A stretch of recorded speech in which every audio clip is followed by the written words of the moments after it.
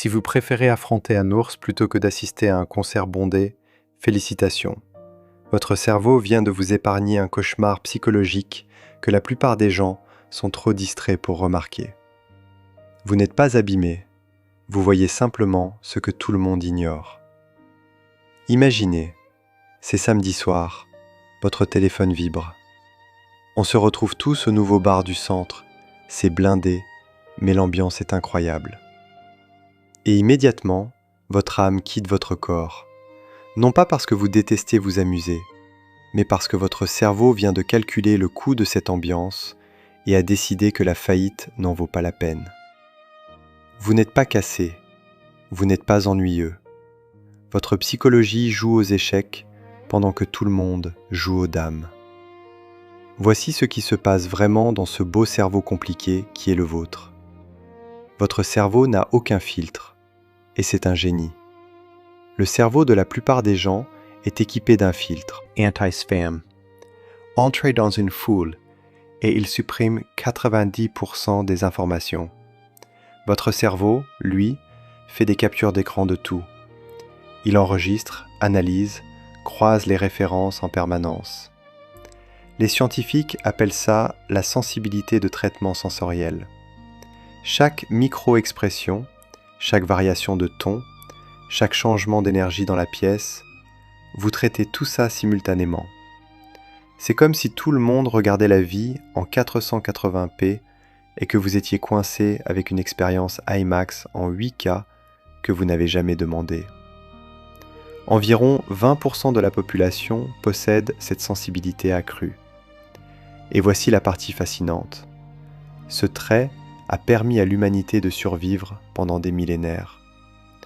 Vos ancêtres étaient ceux qui entendaient le prédateur approcher, qui sentaient le danger avant qu'il n'arrive.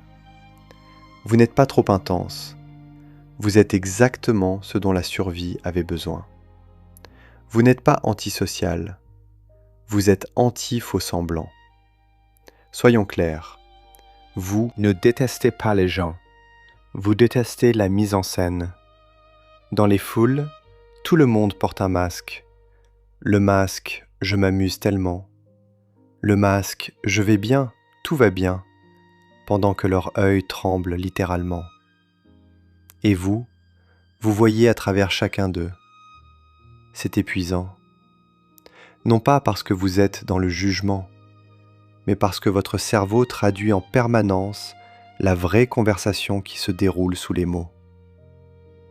Une étude de l'université de Cambridge a révélé que les personnes qui préfèrent la solitude obtiennent des scores significativement plus élevés en intelligence émotionnelle.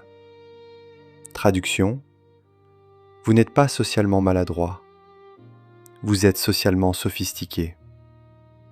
Vous préférez une conversation honnête à 3 heures du matin plutôt que 50 événements où tout le monde joue son meilleur rôle.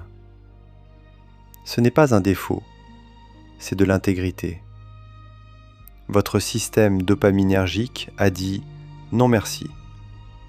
Quand les extravertis entrent dans une fête, leur cerveau organise un défilé de dopamine. Votre cerveau ? Silence total.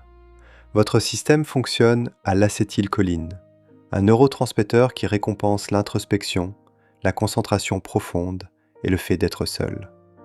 Lire un livre à minuit, une promenade en solitaire. S'asseoir dans une pièce calme, juste pour penser. C'est là que vous trouvez votre énergie.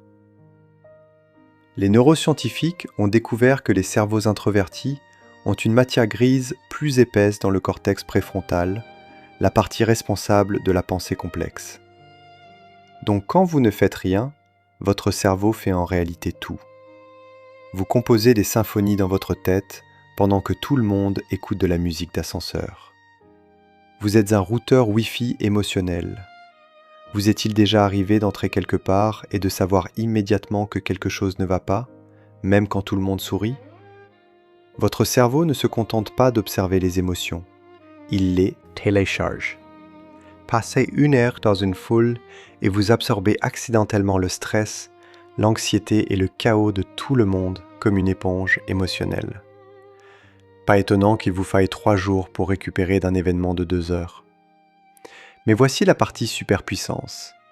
Cela fait de vous l'une des personnes les plus intelligentes émotionnellement dans n'importe quelle pièce. Vous lisez entre les lignes. Vous sentez ce dont les gens ont besoin avant qu'ils le disent. La plupart des gens comprennent à peine leurs propres émotions.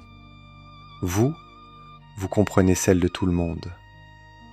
Ce n'est pas une malédiction, c'est un don sous lequel la plupart des gens s'effondreraient. Vous ne fuyez pas la vie, vous courez vers vous-même. La société associe l'agitation et le bruit au succès et au bonheur. Si vous n'êtes pas à chaque événement, si vous ne vous entourez pas de gens 24 heures sur 24, vous ratez votre vie.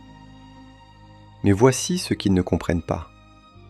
Le silence n'est pas vide. C'est là que vit la clarté. La solitude n'est pas la solitude. C'est là que vous vous rencontrez vraiment. Vous ne ratez rien. Vous choisissez de ne pas participer à un système qui n'a jamais été conçu pour les gens qui pensent profondément, ressentent profondément et voient profondément. Les pièces les plus silencieuses renferment souvent les vérités les plus retentissantes. Votre paix n'est pas de l'isolement, c'est de la libération. Alors la prochaine fois que quelqu'un vous demande « Pourquoi vous ne sortez pas plus ?», souvenez-vous simplement. Il vous demande « Pourquoi vous ne vous épuisez pas à vous fondre dans des espaces qui n'ont jamais été conçus pour des esprits comme le vôtre ?» Vous n'êtes pas cassé, vous n'êtes pas ennuyeux. Vous êtes simplement fait pour la profondeur dans un monde obsédé par le bruit. Et franchement, c'est exactement ce qui vous rend fascinant.